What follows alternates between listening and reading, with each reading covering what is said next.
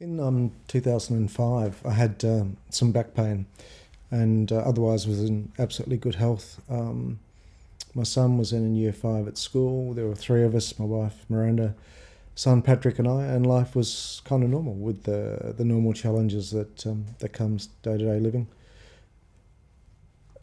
I couldn't work out what was the source of the sore back, and so I had some routine blood works done as part of that inquiry. And surprisingly, a cancer marker was identified as being positive, but at a very low level. So the first advice we were given was that, yeah, that won't be anything. It's not atypical. It's a sort of marker that would emerge with a pregnant woman. It's that kind of normal level of thing, just showed a bit of extra cellular activity.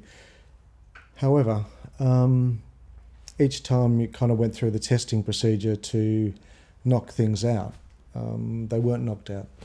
And so the actual process of being diagnosed with cancer and then the finding out what type of cancer and what the treatment options were took months and months. And throughout that process, the kind of options and choices became less and less. Right through to the point where there was a thought that maybe I had testicular cancer or something of that order. And I went in for the full range of scans had all been done, but I went in for an ultrasound. And I still remember the technician doing the procedure and chatting away and kind of saying, asking him, well, what did you find? And he said, well, that's not for me to report on, but he seemed relaxed and calm. And then he said, look, while we're here, I'll just do a bit of a broader inquiry. And so he started running the ultrasound around my stomach and other areas. And all of a sudden, his mood changed. He tried not to change, but it changed. It perceptibly changed. He became focused and he started taking images. And I knew that something wasn't what it should be, and he couldn't tell me what it was. But I'll never forget that guy because he was the one that helped steps towards the diagnosis of pancreatic cancer. When a lot of the other testing hadn't got to that point. I'll go back a step though. Yep, there was a tumour in the pancreas. What to do about it, how to diagnose it, how to make sense of it, again resulted in a series of procedures and scans. And I was told that because of the location of this tumour, which was wrapped around or had enveloped my aorta, as well as the pancreas, as well as other places, that there was very little of anything that could be done. But if there were choices to be made, we needed to have a kind of biopsy or test procedure done. And again, this resulted in a series of kind of intrusive, sometimes painful procedures. I remember asking one of the surgeons, what are you looking for? How are you trying to do this? And he explained that it was like taking a very fine probe and putting it into a tall multi-storey building and pulling it out. And that if you find a little bit of a computer screen, you might assume that this thing is an office. Or if you found some tools, you might assume it's a workshop. Or if you found some paint, you might assume it's a painting workshop. But it was a bit of a guess because you're only taking a sample of what's there, as was the case when my tumour, a little bit was taken, it was diagnosed as pancreatic cancer, adenocarcinoma. And so I guess that was a bit of a crunch thing because I kind of came home and did what everybody does, looked online. And you look online, it's a death sentence. A lot of the other cancers have cure rates, they have treatment options. 3% of people with pancreatic cancer are alive 6 months later. And so it seemed really bleak. There didn't seem anything much to do.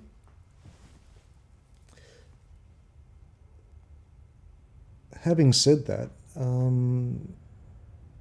what that did do was crystallise around me. Absolute love, affection, care and support of family and friends.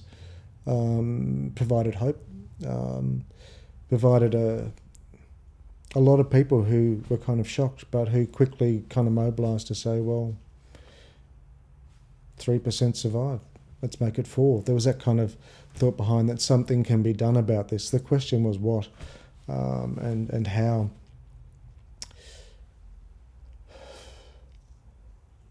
Again, I started then having further tests, procedures, speaking with surgeons, wandering in and saying, this is my scan, this is my diagnosis, this is my test. What can you do? The original surgeons, and I say surgeons, not surgeon, who were involved in some of the diagnosis and some of the initial procedures and some of the initial surgery, all said there was nothing that could be done. I still remember one guy who'd he'd been inside my body, he'd surgically been there, but then afterwards said, my advice is to go home and get your affairs in order. And I said, I was kind of shocked. I said, what do you mean get my affairs in order? My affairs are okay. Not knowing what he meant. And then saying, are you telling me I'm going to die? And he said, there's nothing we can do for you.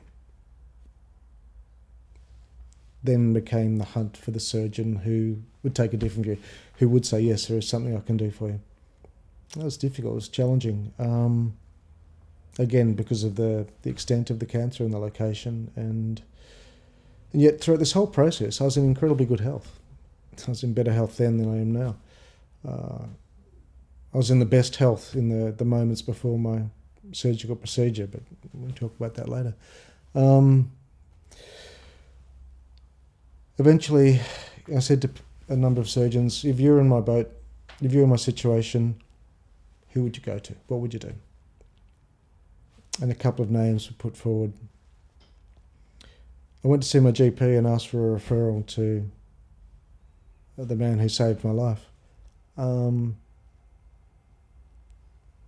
the GP was interesting. He said, I have people coming in here all the time. Some with their diagnosis of cancer or other life-threatening or challenging conditions say, that's it. My life is over, and it is. They die. Others say, well, I'll do something about this. I'll find a way. And some of them live. My whole headset was around being in that second category. It was around saying, yep, with faith, with hope, with belief, with support, with love, with affection, I can get somewhere. So I went to see the surgeon and took the scans and everything in. And the thing that struck me most was, he was welcoming, sit down, there you are. He looked at the scans and it was as though I was no longer there. I didn't exist. What he saw was a challenge. What he saw was a complex procedure. And this guy had done a range of Whipple's procedures, which was the surgery ultimately had. When he was looking at those scans, he wasn't looking at me. He was looking at what he could technically do. Was it possible? He was straight. He was direct. He said the odds were clearly not in my favour. The tumour around the aorta meant that one nick, I wouldn't survive. The amount of pancreas that would be left was limited. And he spoke about the delicacy of the procedure, the months of recovery, and gave me the option of, you can have it, die during it, survive it, live with a lot of discomfort, and maybe not have an extended life. Or maybe you could go all through all of those things and have an extended life for a few more years. Maybe 5, maybe 2, maybe 3, maybe longer. That was unknown. The choice was really, to me, was simple and straightforward. Do nothing and die, or do something and maybe live, or maybe die. Well, it wasn't a hard decision. And I guess one of the key key drivers was wanting to live for my wife and my son. I wasn't an old man, I was in my 40s, and I'd had a really full, active, diverse, satisfying life. You know, if I had to die then, I was reconciled to saying I'd had a good life, I'd done good things. It could have ended. But there was a huge part that said it can't end. I have things I need to do. I have a son in grade 6. I need to see him through. I have a wife the same age. I need to be there. I want to fulfill those obligations, and obligations in the positive, not the have to do sense. So we had the procedure. And as I said, the night before the operation, Miranda and I went out to dinner in Brunswick Street. It was weird. I'd been admitted to hospital, done all the stuff, put my clothes on, went down the road and had a dinner for two. Maybe the last. Had an operation and spent months in recovery. Months. The Whipple's procedure takes out duodenum, gallbladder, pancreas, things that are normally there. And it has a legacy. I didn't eat, couldn't eat in recovery for weeks.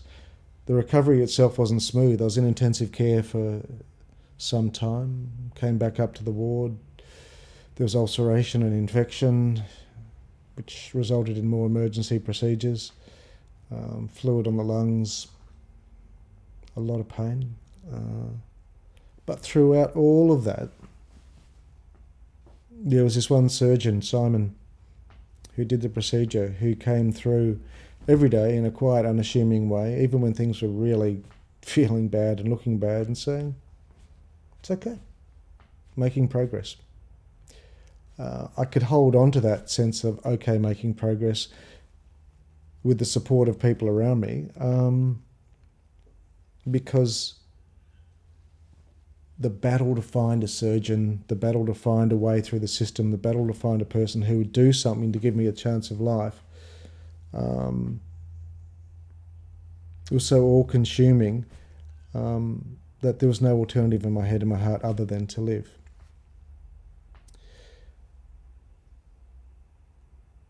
Others didn't. Again, I'll come back to that. So I think from a simple backache to being in intensive care to having had major surgery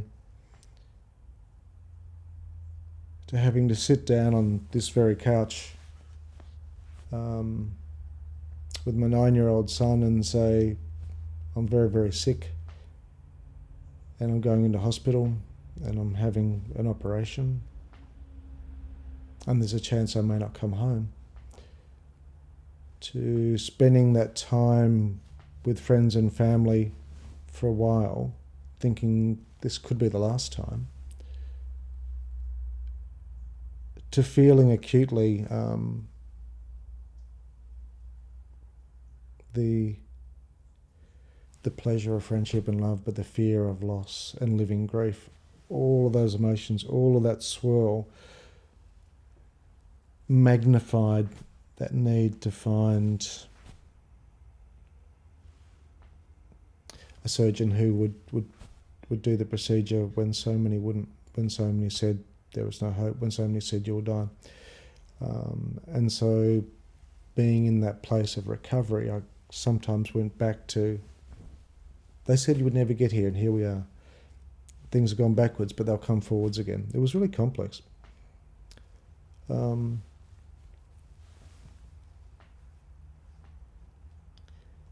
Strangely enough, not long after the procedure, when I was well enough, I guess, to have a full conversation, I was told that I didn't have pancreatic cancer, that the diagnosis was wrong. I had a whopping great tumour. It had gobbled up most of my pancreas. It was around my major artery. It was Non-Hodgkin's lymphoma. It was a different type of cancer with a very different treatment regime and a very different response. So those months in hospital, I still don't know. I haven't had the courage to ask. I'm not sure that they were necessary. I think not, because the treatment for Non-Hodgkin's lymphoma is very different. It's a chemotherapy, radiotherapy response. Ironically, what that meant was I'd been diagnosed with a particular condition. I'd had all the treatment for it. I'd recovered from it, to be told, well done, but now you've got another cancer. Let's start again. Then the same quest emerged. I sat down with the oncologist who I now still see and looked at the options. What do we do? How do I treat this beast? What are the choices? The same hunt continued. I'm lucky. I'm really lucky. I've had the privilege of education. I've got the privilege of good friends. I've got networks. I've got systems, which meant I could speak to people and get access to experts in the field, and that's what I sought out. I was advised by an eminent radiologist to have a particular radical form of radiotherapy. Irradiate your entire body from head to toe. A series of high-intensity treatments, which you can do once. You do the series once. The toxicity levels would mean there's no other response treatment, but the latest research was showing it may have led to a cure. That was one choice. But if it didn't lead to the cure, if that lymphoma came back, I'd spent my last dollar. There wasn't a plan B. There were other options. There were different types of radiotherapy and chemotherapy. There were different mixes. Then Joe, my current oncologist, started talking with me about the concept of watching and waiting, of monitoring the beast, of not doing anything yet. He kind of wisely said, you've had enough. Let's give you and your body and your family some rest. Let's not race into any treatment. Let's see what this thing does. That was 8 years ago. I've got sites which the PET scan tells me cancer lives in small little places.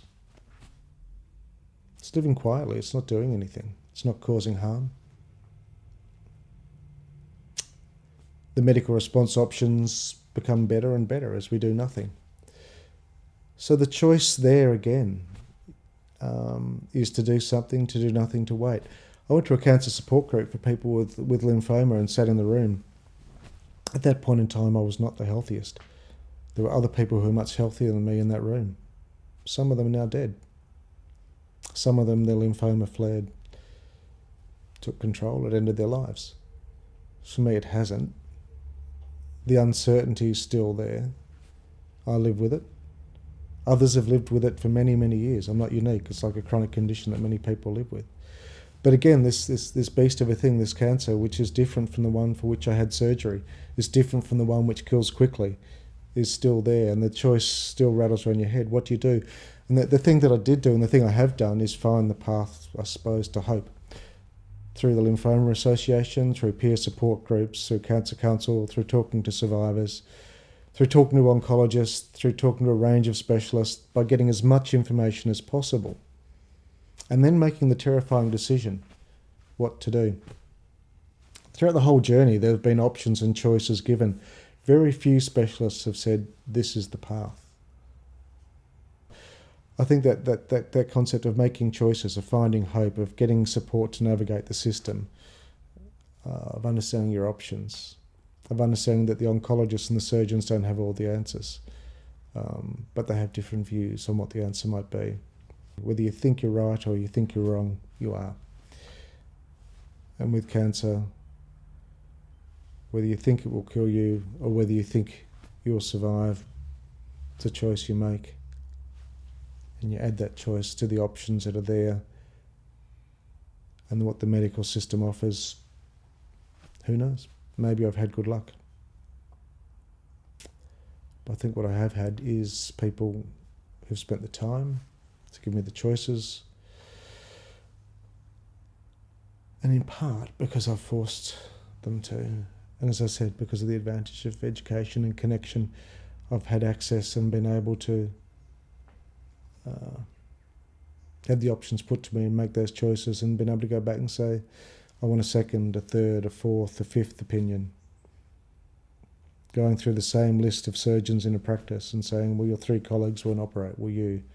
No, well, give me some more referrals. But by maintaining hope that somewhere out there there's something might work. For me, so far, so good. The pressure that my illness put on my wife and my family more broadly, was enormous. She had to do everything for months and months.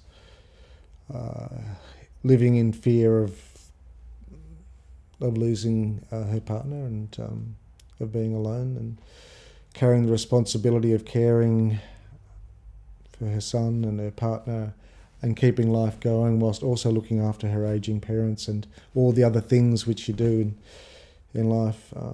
The impact on her was massive. Her courage was enormous. Her strength, her resilience. I wouldn't have made it without her. Not I couldn't have. I wouldn't have made it without her. She made the difference. Throughout the journey of the diagnosis and the treatment of the cancer, I was overwhelmed by the care and support of people around me and my family.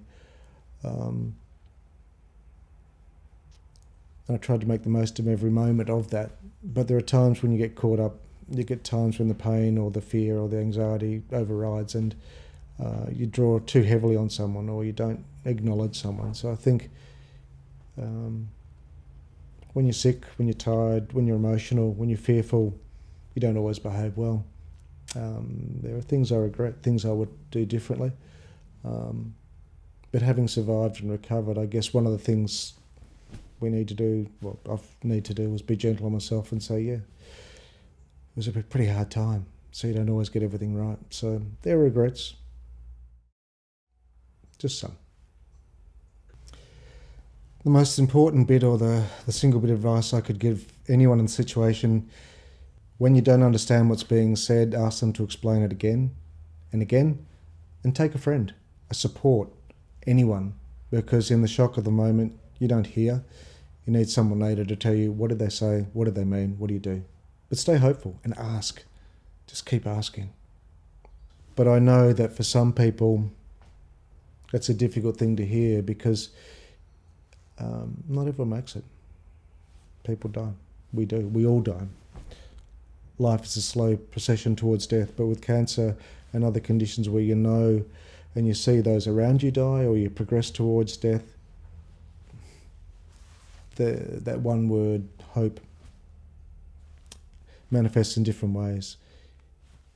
If you can find out the options, if you can draw on the supports of people around you, if you can think about the treatments that fit with your head and your heart, if you can use your networks and your support, if you keep asking, and